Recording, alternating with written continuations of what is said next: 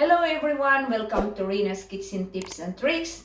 Today I will show you special recipe, sweet and spicy mixed seafoods, which is requested of one of my subscriber, Joe Alex. But before that, I will inform you that by next week, I am having live food tasting with 3 party organizer and food specialist. So watch out and see you soon there. So now I will show you our ingredients. Butter, onion, garlic, sweet chili sauce, hot chili sauce, soya sauce, oyster sauce, brown sugar, and our mixed seafoods. Now join me, let's cook. Pan is preheat.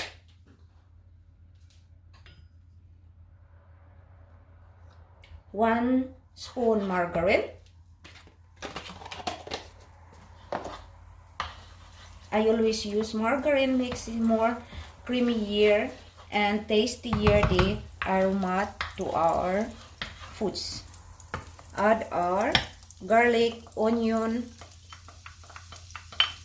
and let it saute until golden brown. Now we can add our mixed seafoods, seasoned with salt and pepper.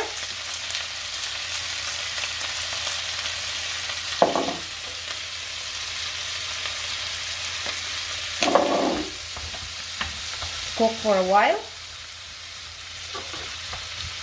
Add our soya sauce, oyster sauce,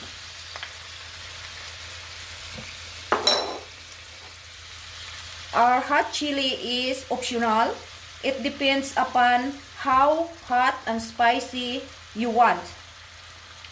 You can replace it. If you don't have hot chili, you can replace with fresh chili. Then our sweet chili sauce.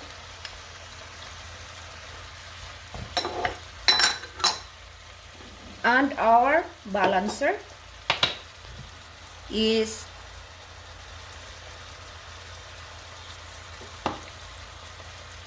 one teaspoon brown sugar. And before we remove it, we need to squeeze it with half lemon. Only half. That would be enough.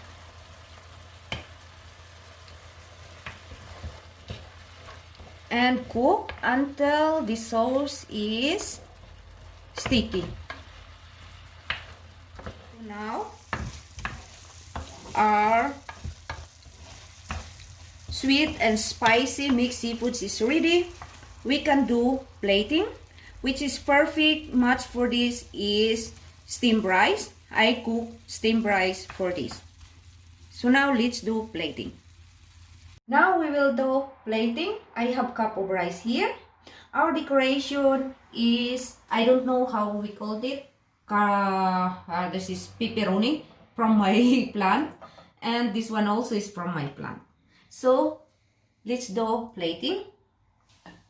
Always arrange nicely the foods so that it's increase the appetizer, the appetite of our guest.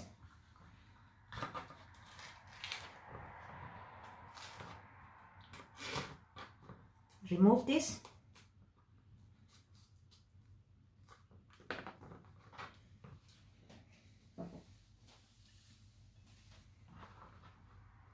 So we need to arrange it nicely.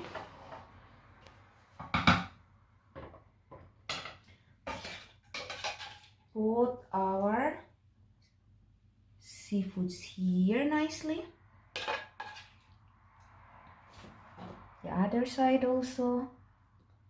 Make sure that no sauce dripping all over the plate. So,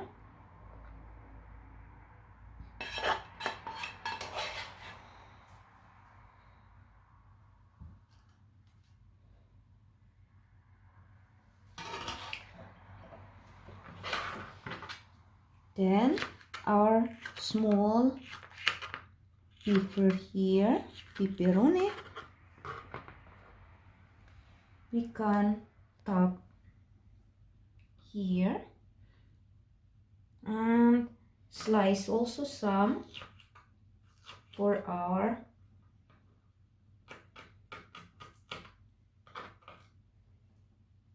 rice. So,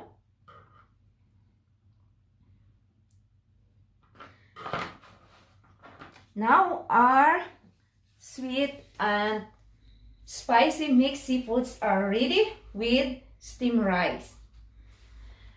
Thank you for watching and see you at Rina's Kitchen Tips and Tricks.